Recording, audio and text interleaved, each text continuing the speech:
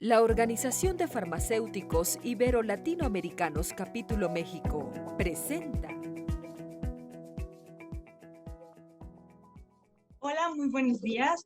Bienvenidos a una charla más de la Delegación OFIL México. El día de hoy estamos muy felices de compartir esta mañana con el doctor Luis Carlos Monge Bogantes, quien es especialista farmacéutico académico en atención farmacéutica por el Colegio de Farmacéuticos de Costa Rica.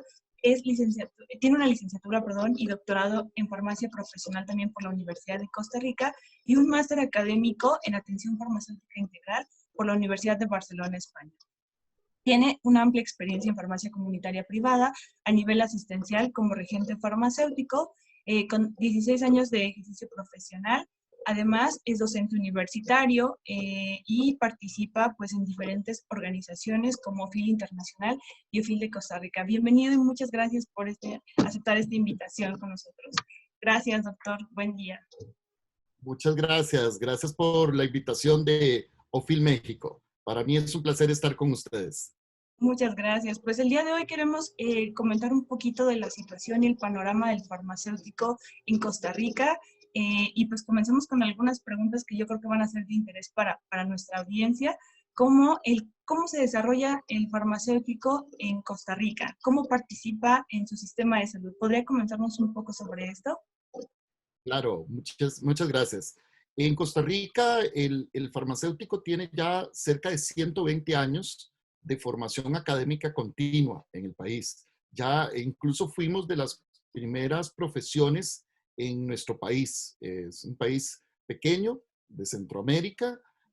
Costa Rica tiene en este momento poco más de 5,000 farmacéuticos activos para una población completa de 5 millones de habitantes que tenemos en nuestro país. Estos farmacéuticos activos, cerca del 33%, se dedica a la farmacia comunitaria privada, que es nuestra fortaleza. Hay cerca de 1,100 farmacias en todo el territorio nacional, lo que conocemos como las farmacias comunitarias privadas en cada uno de los barrios y distritos y locales de todo el país. Un 19% de esta población farmacéutica activa trabaja en lo que sería la seguridad social o en la red nacional de la Caja Costarricense de Seguro Social, que es la que se encarga de todos los hospitales, clínicas y centros asistenciales a nivel público. Entonces vemos que hay un porcentaje bastante amplio de farmacéuticos que nos dedicamos al área asistencial, si le queremos ver. Pero hay otras áreas importantes del ejercicio profesional, como lo es la visita médica, que en Costa Rica solamente un médico o un farmacéutico legalmente pueden ser visitadores médicos o representantes legales de los laboratorios farmacéuticos.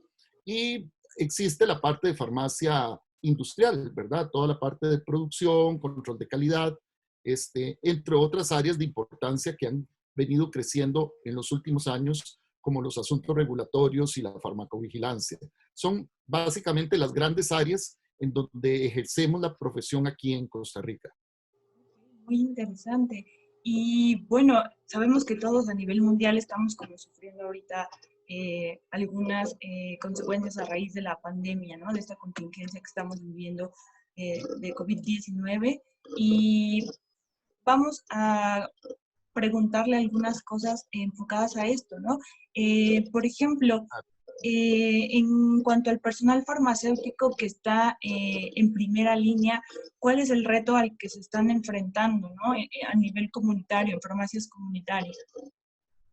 Claro, todos, sin duda alguna, en todo el mundo, tanto profesionales de salud, farmacéuticos y todas las personas, estamos enfrentando una situación histórica, una emergencia sanitaria que quizás la última vez que la humanidad vio algo de estos niveles fue cerca de hace 100 años. Eh, ¿Estábamos preparados? Probablemente sí, probablemente no. Pero los farmacéuticos siempre hemos estado en la primera línea de contención. El farmacéutico comunitario, por lo menos en Costa Rica, su perfil o su nombre como tal es regente farmacéutico. ¿Quién es el regente farmacéutico? Es el responsable técnico, legal y científico de un establecimiento farmacéutico privado, en este caso una farmacia comunitaria. Como te digo, hay más de 1.100 farmacias en Costa Rica para una población de 5 millones de habitantes y el 33% de los farmacéuticos activos estamos dedicados a esta área de la profesión, en donde como regentes farmacéuticos somos los responsables de todo lo que ocurre técnico, legal y científico dentro de una farmacia. Y una de esas primeras funciones o la columna vertebral de un farmacéutico a nivel comunitario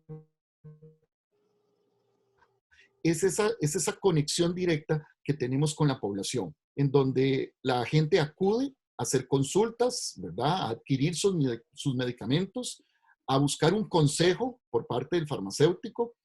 Muchas veces esa parte de educación sanitaria, ¿verdad? O de información científica de los medicamentos traducida a la población es sumamente importante. Y hoy más que nunca creo que es una función vital o uno de los servicios vitales que estamos ofreciendo en las farmacias comunitarias, porque la gente tiene temor, ha experimentado miedo, no sabe muchas veces cómo traducir los protocolos sanitarios, ¿verdad? Que tanto todas las autoridades a nivel mundial sanitarias han estado diciendo del distanciamiento social, de la utilización de equipos de seguridad como los cubrebocas, etcétera. Y tenemos que tener esa cercanía con la población para poderles explicar cómo utilizar de forma correcta, de forma segura y de forma oportuna, no solamente los medicamentos que está consumiendo por prescripción, sino también de todas estas medidas sanitarias. Y esta educación, para que más bien podamos entender y sobrellevar la parte de una pandemia, ha sido vital. Entonces el farmacéutico sí, estamos en la primera línea, somos la primera línea de consulta muchas veces de la población, porque el farmacéutico es un personal de salud accesible a la población. Y eso para nosotros es sumamente importante. Cabe destacar que en Costa Rica, por ley, las farmacias tienen que estar abiertas solamente si el regente farmacéutico está en la farmacia. O sea, no puede aperturar una farmacia ni puede operar diariamente si el regente presencialmente, el farmacéutico, no está ahí. Recordemos que una farmacia sin farmacéutico realmente no es una farmacia, ¿verdad? Sería un establecimiento de venta o de adquisición de medicamentos, pero la farmacia va más allá, va ligada al consejo, a la atención farmacéutica, a los servicios profesionales que como farmacéuticos y como miembros del staff salud le podemos brindar a la comunidad. Pues me parece magnífico que la población tenga acceso al farmacéutico muy cercano, ¿no? En la farmacia. Oye, y más o menos como cuántos farmacéuticos se encuentran por establecimiento, aparte del regente farmacéutico. Ajá. El regente, lo usual es que haya solamente un farmacéutico. Este farmacéutico es el que digamos que adquiere la parte de la legalidad, de la responsabilidad del establecimiento y por eso se le llama regente farmacéutico.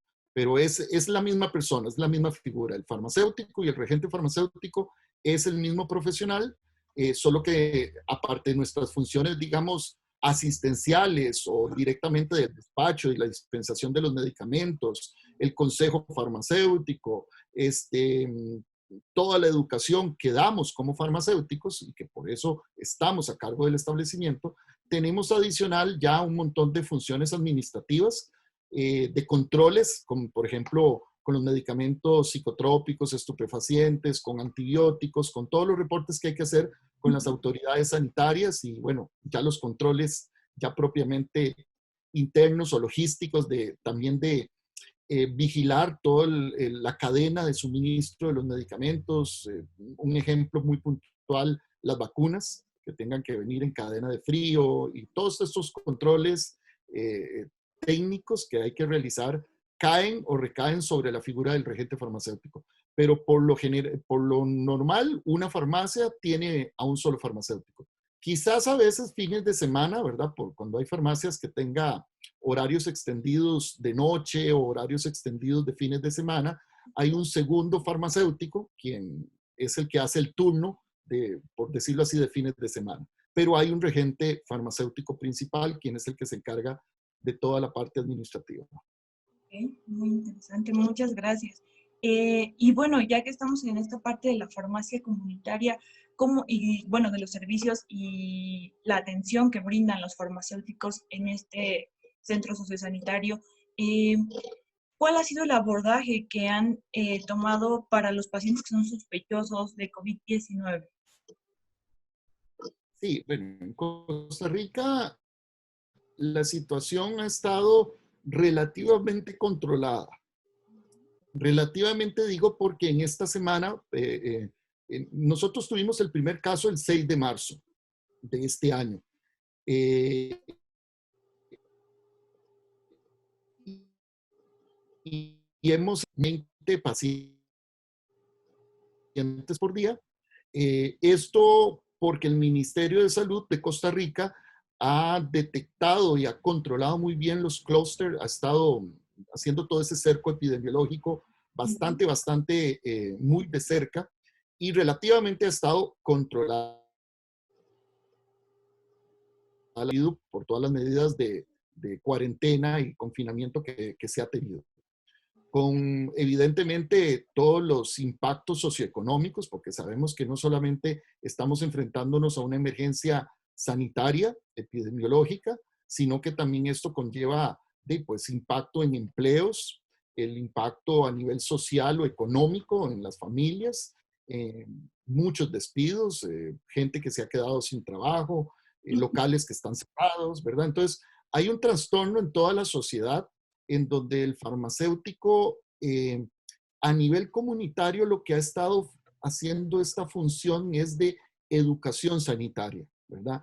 Es número uno, motivar a la gente a no automedicarse, precisamente por toda esta información o avalancha de información que hemos tenido a través de redes sociales de medicamentos mágicos o tratamientos que han surgido como casi milagrosos, ¿verdad? Para prevenir o controlar el COVID-19, cuando lo que hemos visto es que realmente son medicamentos que ya existían, que tenían indicaciones terapéuticas muy puntuales para otras enfermedades, pero que en algún momento se ha investigado si tienen alguna posibilidad de éxito y de seguridad en los pacientes COVID-19. Recordemos que esto ha sido nuevo para todo el mundo.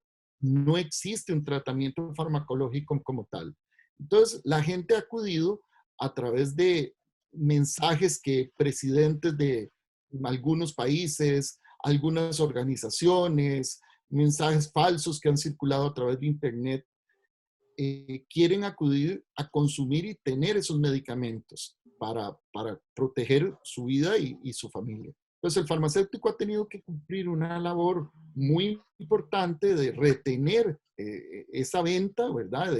De controlar ese exceso al consumo de medicamentos de forma irresponsable y además educar al paciente de cuáles son los síntomas, los signos, que un centro hospitalario y ya recibir una atención adecuada y que realmente es una situación común, ¿verdad? Una situación normal. Por ejemplo, en nuestro país actualmente y esta semana tenemos una tormenta que viene del desierto del Sahara que nos trae polvo. No sé si en México esto llega a afectar un poco, pero en la parte de Colombia, una parte de Panamá, Sudamérica y todo Centroamérica, estamos recibiendo este polvo del Sahara, del desierto del Sahara, y conlleva mucha alergia. Esto no es nuevo, esto es usualmente ocurre todos los años, ¿verdad? Particularmente está coincidiendo con la situación de la pandemia. Además, estamos haciendo el cambio a nuestra estación húmeda, que a partir de julio, agosto, es a donde se dan más las infecciones respiratorias comunes, o los virus respiratorios comunes que estacionalmente atacan a la población. Entonces, si empezamos a entender esa dinámica, esa situación epidemiológica, sumado a la emergencia internacional por el COVID-19, el farmacéutico en la farmacia comunitaria tiene un papel fundamental de educar al paciente, de indicarle cuáles son síntomas o signos de alerta a donde debe acudir a un tratamiento y nosotros derivarlo a un médico o a un centro hospitalario especializado, o cuando esos síntomas y signos los podemos tratar desde la farmacia con el consejo farmacéutico y una indicación de un uso de un medicamento de forma correcta y segura. O bien medidas no farmacológicas también, ¿verdad? Medidas sanitarias de una buena alimentación, de un buen descanso, etc. Entonces, aparte del despacho de medicamentos, que es la razón de ser muchas veces o fundamental de la farmacia comunitaria, esta labor del farmacéutico es vital y es sumamente importante, y es por eso es que la población tiene ese acceso libre al farmacéutico. Oh, excelente, la verdad es que es un gran logro a nivel nacional poder tener un acceso de primera mano al farmacéutico y al consejo farmacéutico, ¿no? Y como mencionas, en esta indicación farmacéutica para síntomas menores y evitar la automedicación.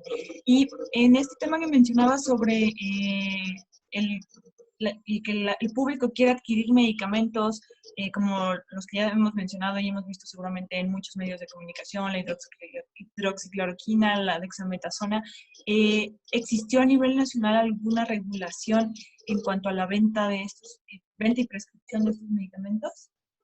Sí, bueno, partamos del hecho que en Costa Rica todos los medicamentos se adquieren bajo receta médica, según nuestra Ley General de Salud. Eso es lo que la legislación indica. Ahora, la realidad es muchas veces distinta a lo que la ley regula. Hay muchos medicamentos de venta libre o que llamamos OTC, y que evidentemente la hidroxicloroquina y la dexametasona no caen dentro de esa categoría, pero que están en el acceso a las farmacias y muchas veces por la presión comercial o por la presión de los mismos medios o incluso los médicos se ven forzados, por decirlo de alguna manera, a hacer prescripciones de medicamentos para ese sentido preventivo, ¿verdad? Cuando se hablaba en noticias y se decía que la hidroxicloroquina, bueno, hubo un momento que hubo incluso hasta desabastecimiento de las cantidades de hidroxicloroquina que utilizan pacientes con indicaciones muy puntuales, ¿verdad? Y que para el cual está autorizado este medicamento. No se hizo digamos, como una nota oficial por parte del Ministerio de Salud en donde se prohibiera o se restringiera el uso, pero es casi que como una voz entre todos los profesionales, ¿verdad? Digamos, el mismo Colegio de Farmacéuticos de Costa Rica, el mismo Ministerio de Salud, sin emitir una nota oficial, ha sido muy claro y muy tajante de que los medicamentos tienen que ser con receta médica y que no se pueden dar para algo que no sea la indicación terapéutica para el cual está es suministrado el medicamento. Entonces ha sido más bien un llamado a la conciencia. Por dicha, todas las farmacias en Costa Rica están a cargo de un farmacéutico, de este regente farmacéutico, y este profesional con una conciencia ya más allá de la venta de un medicamento, tiene el control y la potestad de decidir si suministra o no este medicamento bajo las condiciones que el paciente lo requiera, ¿verdad? Pero también debemos hacer una diferenciación y a mí me gustaría aprovechar este momento, este foro que OFIL México nos está brindando para hacer un llamado a la población. Es muy diferente el tratamiento que se da a nivel comunitario y es totalmente distinto al tratamiento y a los medicamentos que se tienen que dar a nivel hospitalario. Puede ser la misma dexametasona. Hablemos el caso puntual de la dexametasona, que quizás es la más reciente. Que hay un estudio en pacientes críticos que están internados en una unidad de cuidados intensivos en un hospital y que se les ha suministrado la dexametasona y ha tenido una mejoría, evidentemente por su perfil antiinflamatorio que tiene el medicamento. Esto no significa que las personas deban acudir a las farmacias comunitarias a adquirir dexametasona, a pedir que les pongan una inyección de dexametasona para protegerse. No es protección, es un tratamiento exclusivamente que se utiliza en una unidad de cuidados intensivos y no es el acceso comunitario que tenemos. Y es ahí donde el papel del farmacéutico es vital, en dar esa información de cómo utilizar, a pesar de que es el mismo fármaco, la misma molécula, no son incluso las mismas presentaciones o formas farmacéuticas, que eso también conlleva a que el efecto terapéutico que queremos alcanzar no sea el mismo, ¿verdad? Igual con la ivermectina, cuando se estuvo hablando de la ivermectina, las dosis que la ivermectina se requerirían a nivel comunitario son dosis sumamente altas, sumamente altas. Entonces, es ilógico que le suministremos a un paciente dosis que pueden llegar casi a las dosis tóxicas para tratar un padecimiento que aún no estamos seguros que sea realmente eficaz y que sea realmente seguro todas las alternativas de tratamiento.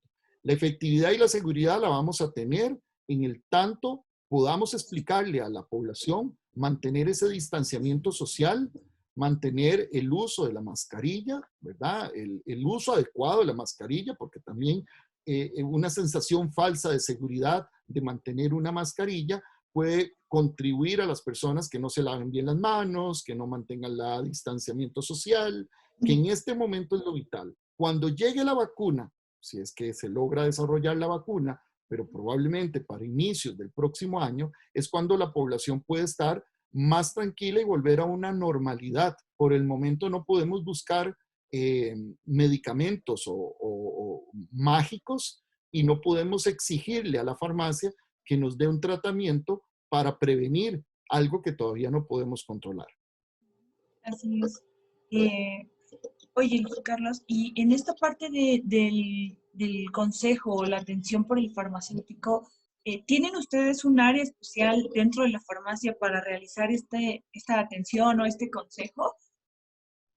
Ese es el ideal. Incluso si vemos, si nos ponemos como referente países que nos llevan ya a la delantera, Inglaterra, Australia, Canadá, España, que es un referente muy cercano a nosotros y muy familiar para nosotros, se exige muchas veces esas áreas, ¿verdad? Pero partemos de un hecho, no todo en Latinoamérica puede ser tan bonito, ¿verdad? Ni se pueden tener todas las condiciones. Mi respuesta es sí, debemos tener un área, debemos tener un consultorio más aislado, sin desconectarnos de la farmacia, porque no es que el farmacéutico tenga que estar metido dentro del consultorio sin tener el control de lo que sucede en la farmacia. Al final de cuentas es tu responsabilidad todo lo que suceda y se despache o se dispense en la farmacia. Pero este espacio que te permita una privacidad para que podamos conversar, para que usted me pueda comentar más fácilmente sus situaciones de salud y yo poder darle un consejo farmacéutico, sí es ideal tener un espacio. Ahora, no todas las farmacias tienen la estructura, ¿verdad? Porque muchas veces son farmacias de 20, 30 años atrás, que cuando se diseñaron no contemplaron quizás esos espacios o esos momentos. Esos espacios ya se están abriendo, cada vez se está exigiendo.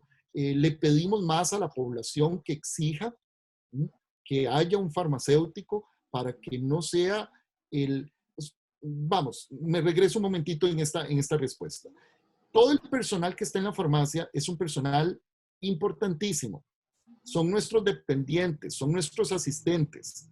Ellos nos ayudan. Sin ellos no podemos hacer nuestro trabajo como farmacéuticos. Son los que nos ayudan a acomodar, a limpiar, a atender al público, ¿verdad? O sea, porque no podemos tener tantas manos.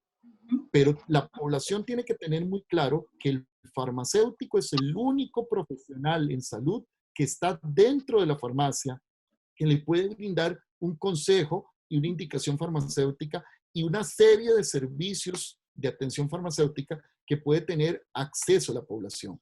Pero es con el farmacéutico, no es con mi asistente, ¿verdad? No es con los colaboradores que están en la farmacia, que son nuestras manos derechas, que nos ayudan enormemente. O sea, eso es parte del equipo, de ese equipo de fortaleza que tenemos dentro de la farmacia. Ese equipo tiene que estar bajo el cargo y la supervisión del regente farmacéutico y tiene que darle una atención muy adecuada a la población. pero es el farmacéutico a quien se le debe hacer las consultas de si esto puedo tomarlo, si esto es un efecto adverso, qué pasa si hay una interacción entre medicamentos, qué pasa si se me olvida un medicamento, ¿verdad? Todo ese tipo de cosas es el profesional en farmacia quien está llamado a brindar esos servicios a la población. Y bueno, y la población debería exigirnos a nosotros o a la administración de la farmacia o al dueño de la farmacia, pues ir teniendo espacios adecuados para poder atender esas necesidades más personalizadas, ¿verdad? Más de forma individual y darle ese trato más cariñoso al paciente. Y si para eso requerimos un espacio, pues la población debería exigirnos que ese espacio debe existir en nuestras farmacias. O sea, no puede ser farmacias que estén a la orilla de la acera, ¿verdad? Casi que en ventana con la calle, en donde estamos ahí como expuestos como un comercio de cualquier cosa. Los medicamentos no es un comercio común, ¿verdad? No es como vender zapatos o vender ropa o vender comida.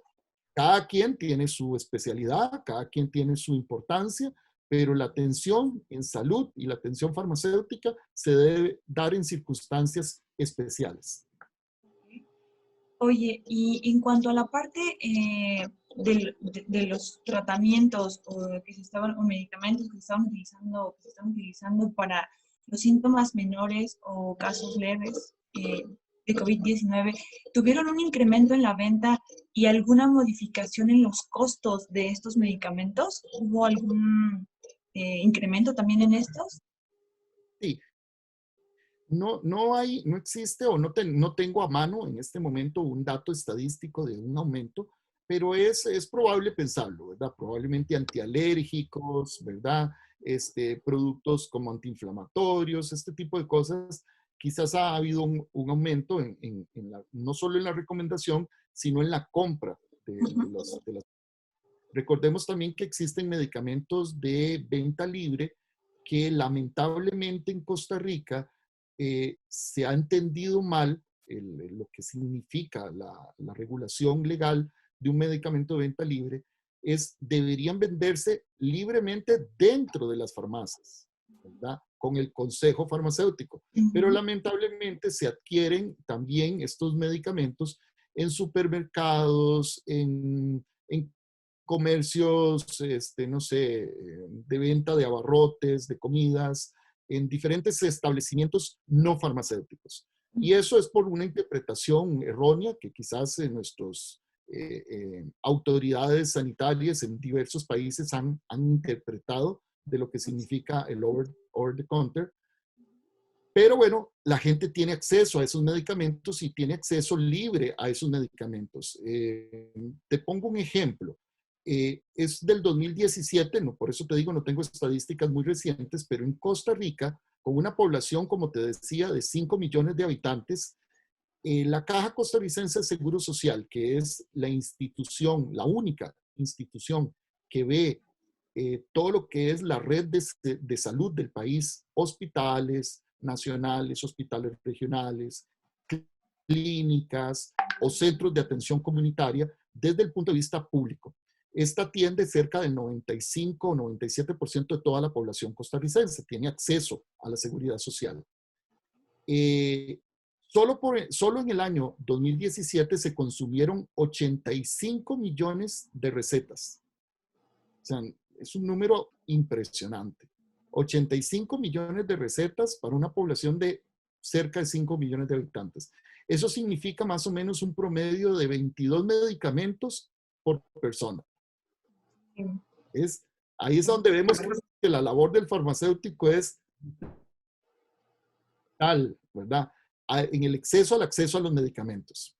Pero aquí no estamos sumando lo que sucede a nivel privado. A nivel privado, ese mismo año, en el 2017, se despacharon 25 millones de recetas. Estamos hablando que en un país de cerca de 5 millones de habitantes, se consume más de 100 millones de recetas al año. Es un exceso enorme al consumo de los medicamentos.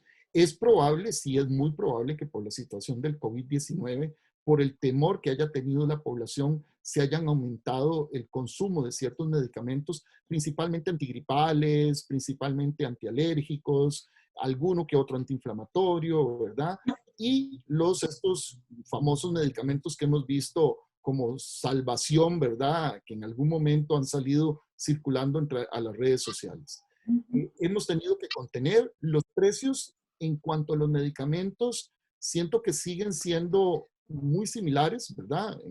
Como en todos los demás países latinoamericanos tenemos un tema en cuanto al precio caro, unas veces que adquirimos los medicamentos para nuestra región o para nuestros países, pero el precio se sigue manteniendo muy similar a otras circunstancias en estos momentos. Quizás lo que ha aumentado el precio y ha sido muy normal por la demanda son los equipos de seguridad, ¿verdad? Cubrebocas, mascarillas, guantes, este tipo de cosas, el alcohol en gel, ¿verdad? Que en algún momento incluso tuvimos desabastecimiento. Por ejemplo, no sé cuál es el costo promedio de una mascarilla o un cubrebocas quirúrgico allá en su país. Los paquetes de mascarillas quirúrgicas, que son como de 50 unidades, anda alrededor de unos 10 o 12 dólares aproximadamente. Que creo que son como unos 600 o 700 pesos mexicanos aproximadamente. Y bueno, existen las mascarillas estas especiales, las N95 o N95, que andan alrededor de más o menos 5 o 7 dólares por unidad. Y bueno, sabemos que con toda esta contingencia, los equipos de protección han elevado sus costos, yo creo que a nivel mundial. Sí, no, y casi que prácticamente muchos de estos equipos han estado escaseando no solamente en nuestros países, sino que es una demanda ya a nivel mundial. Esto también nos llama a que como farmacéuticos tenemos que tener muy bien la planificación de los stocks, de los medicamentos y de los equipos o insumos médicos que tenemos que tener en nuestras farmacias, precisamente para garantizar este suministro continuo a la población. Pero a nivel ya internacional tenemos también que pensar, porque no estábamos quizás enfrentados a lo que podía suceder con una pandemia, o sea, principios activos, excipientes para la fabricación de medicamentos o otros insumos de salud se han visto afectados con el cierre de fronteras, ¿verdad? Con la elevación de los precios, ¿verdad? De los suministros o de las materias primas, que eso ha complicado pues a todo nivel. Dentro de las farmacias en Costa Rica están realizando algunas pruebas rápidas para detección del SARS-CoV-2. No, en Costa Rica todavía no está autorizado. Probablemente van a ingresar en algún momento, eso es lo que el Ministerio de Salud nos ha indicado, pero se están haciendo las pruebas de PCR locales. Ese es el mismo Ministerio de Salud o la Caja Costarricense de Seguro Social quienes son los encargados de realizar en este momento las pruebas o llevar el control de los clústeres. Como te digo, en Costa Rica relativamente ha estado muy controlado. De hecho, si ves las estadísticas con respecto a todo el continente americano, hemos tenido solo 12 fallecimientos dentro del territorio nacional. Han muerto muchos más costarricenses, por ejemplo, en Estados Unidos, en Nueva York, casi que el doble de los que han fallecido dentro del territorio nacional, pero en Costa Rica han fallecido 12 personas y llevamos casi poco menos de 2,000 personas afectadas. El problema ha sido es que ya en estas últimas semanas y principalmente en esta semana, ya estamos en la etapa de apertura nuevamente de locales. Ya la gente necesita salir a trabajar. Ya la gente, hay gente que trabaja y paga las cosas día a día, ¿verdad? O sea, no puede esperarse. Si no sale a trabajar ese día, no come. Y entonces son situaciones económicas o sociales muy alarmantes que ya la gente requiere salir a volver a su vida normal, lo cual nos expone más y expone a la población. A partir de este fin de semana, toda la población va a tener que, en lugares públicos, andar con cubrebocas. Anteriormente no se había puesto esa medida, entonces ya esas son medidas nuevas porque ya desde la semana pasada han aumentado los casos a cerca de 150 por día. O sea, pasamos de menos de 20 casos por día en los últimos 3, 4 meses a esta semana a pasar a casi triplicar ese dato, ¿verdad? O cuadriplicar ese dato. Entonces, esto era normal, es esperable.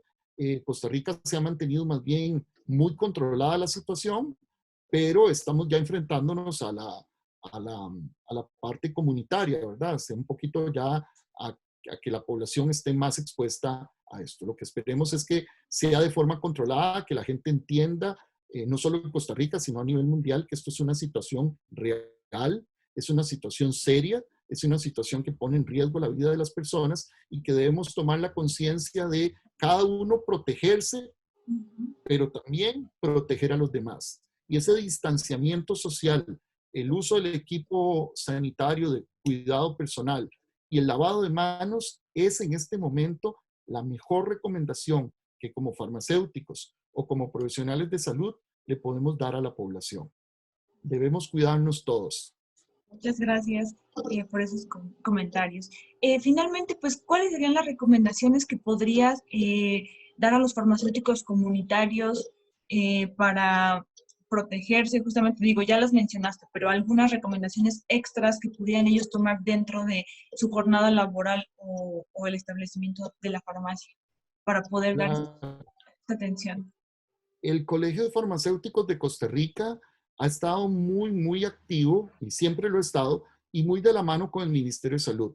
Hace quizás 2 meses o 3 meses se emitió un decreto o un lineamiento, por decirlo así, elaborado por el Colegio de Farmacéuticos, que es obligatorio para todos los profesionales en farmacia en Costa Rica, de los lineamientos sobre el comportamiento profesional ante la situación del COVID-19.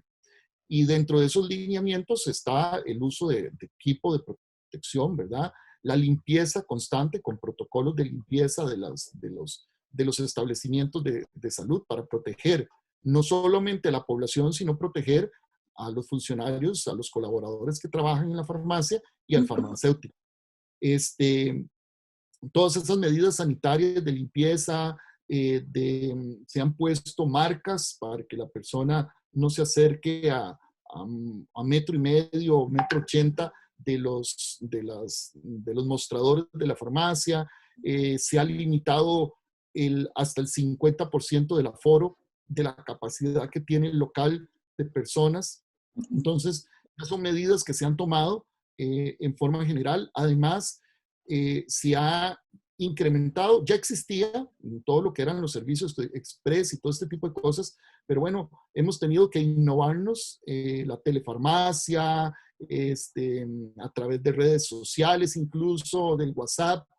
Mucha gente está accediendo a, mándeme por favor el medicamento. Muchos de nosotros mismos hemos montado el carro e ir a dejar el medicamento a alguna señora o un señor mayor que así lo requiera. Bueno, nos hemos tenido que reinventar. Yo creo que entre lo malo y lo complicado que ha sido esta pandemia es que los farmacéuticos y todos los profesionales en salud hemos tenido que sacar toda esa pasión que tenemos, todo ese amor y ese cariño que tenemos por lo que hacemos y brindárselo a las personas y brindárselo, aunque sea de modos como lo que estamos hoy haciendo. A mí me encantaría, porque te aprecio, porque te quiero muchísimo, porque quiero muchísimo a todos mis amigos y colegas mexicanos, pues estar allá y darles un fuerte abrazo. Pero en este momento no podemos. En este momento debemos dar nuestro cariño, nuestro amor, nuestra pasión por lo que hacemos como farmacéuticos. Reinventémonos. Es el paciente el que requiere de nosotros. Es el paciente que requiere que estemos ahí en primera línea, que nos cuidemos. Ayer, lamentablemente ayer, el hospital más grande del país enfrentó que su servicio de farmacia, se llama Hospital Calderón Guardia, que su servicio de farmacia, hubo una contaminación, no fue provocada dentro del hospital, sino que un colaborador de la farmacia trajo, ¿verdad? Se contaminó lamentablemente en su comunidad donde esta persona vive y sin saberlo porque no tenía síntomas, siguió acudiendo a trabajar a su centro de servicio de farmacia. Y se contaminaron en este momento ahí 11 personas dentro del servicio de farmacia con COVID-19, lamentablemente, ¿verdad? Pero bueno, ya se tomaron las medidas, se limpiaron completamente todas las áreas de farmacia con un protocolo de sanitización que ya se tiene dentro de las instituciones. Y bueno, eso pasa, no fue dentro del hospital, fue en su casa, en su comunidad. Entonces, por eso es que todos tenemos que ayudarnos y apoyarnos. Y la labor del farmacéutico es estar ahí, decirle a las personas qué deben hacer, cómo debemos actuar, ¿verdad? Todos somos vulnerables, todos creo que tenemos miedo, ¿verdad? Pero una de las situaciones es también que esto está generando mucho estrés hacia la población. Y ese estrés también nosotros lo tenemos como profesionales en salud y debemos buscar también esas medidas de protegernos mentalmente, de buscar poder tener un equilibrio, porque nosotros tenemos que proyectar más bien una seguridad, una tranquilidad a la población. Sin caer en decir esto no es nada. No, esto sí es una situación histórica y lamentable que estamos viviendo, pero que todos juntos vamos a salir adelante. Pero tenemos que cuidarnos. Muchas gracias por estos últimos también comentarios. Y por último, pues me gustaría preguntar, ¿qué implicación ha tenido para ti mantener una salud mental durante esta contingencia? Ha sido complicado, como te decía. Para mí es vital, porque si nosotros no mantenemos un equilibrio en nuestras vidas, este equilibrio tanto personal, familiar, muchas veces mucha de la población ha tenido que trabajar desde la casa, no es sencillo. Uno dice que cómodo, estamos mejor en la casa, no nos movilizamos, pero hay gente que vive sola. Claro. Hay gente que está dentro de esos apartamentos trabajando, pero que necesita ese contacto de tomarse su cafecito con su compadre, con su comadre, ¿verdad? Salir y hablar un rato con sus amigos, pero ese aislamiento también nos afecta a nosotros. Pero todos estamos, como te digo, luchando por salir adelante, por combatir el COVID-19, por dar el mejor servicio de atención farmacéutica que podemos dar. Pero ese servicio de atención farmacéutica o ese llevar a buen puerto a todo nuestro sistema de salud y nuestra población tiene que estar fortalecido en que nosotros también tenemos que estar bien. Por eso debemos buscar estos espacios de distracción, estos espacios de mantener algo distinto a lo que es la rutina de nuestro trabajo. Muchas gracias, pues agradecemos muchísimo todos tus comentarios, de verdad para nosotros es un gusto pues contar con tu participación, ya hemos trabajado en conjunto y convivido en otros eventos y esperamos que pues pronto podamos, pues no sabemos la fecha, no sabemos un tiempo definido, pero que podamos mantenernos todos a salvo y sobre todo pues continuar contribuyendo a la población que tanto nos necesita, ¿no?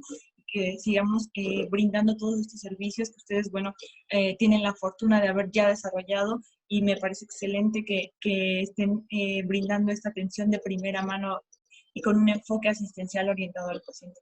Muchísimas gracias por brindarnos este tiempo, Carlos, te mandamos un gran abrazo y pues a nombre de todo el equipo de FIL y de nuestro delegado Alejandro Zamorano, que ya conoces, pues te damos un agradecimiento y abrazo a la distancia. Muchísimas gracias.